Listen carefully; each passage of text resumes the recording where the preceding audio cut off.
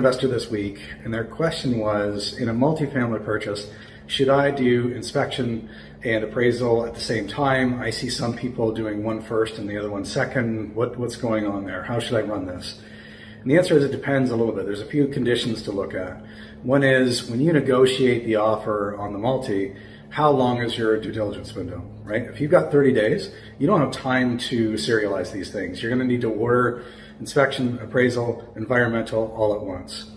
The other thing to consider is if I have a little bit more time, like 45 days or 60 days, well, the cost of due diligence running those three activities, the inspection, appraisal, environmental, is around $8,000 to $10,000. And so if I've got a building that's in poor condition and I've got a little bit longer, I was able to negotiate during the offer process a longer due diligence window of 45 or 60 days or longer for a bigger building, then I might run my inspection first because I want to see what the results are. Maybe I get surprised by something. Maybe there's something in there I didn't expect.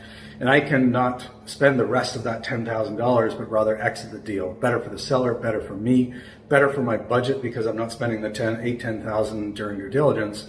And then walking away from the building. All that said, I mean, it's really important in multifamily. You don't want to go after a building unless you're serious about closing.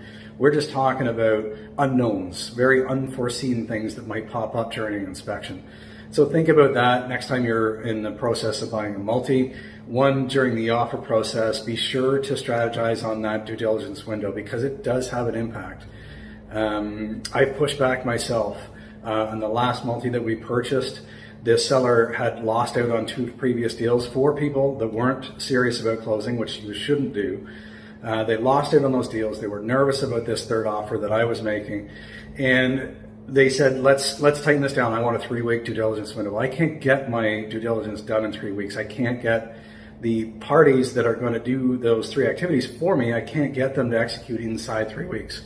And so I pushed back and said, look, it's not the right deal for me then because I need to do that due diligence, and there's no way I'm skipping those steps. Right is better than quick in these cases. You don't want to skip those steps and then end up with a building that you don't want, especially in something like environmental. That can be a big ticket item if they find items in the environmental. Now you're ordering a phase 2. Now you have remediation. That's not a small budget item.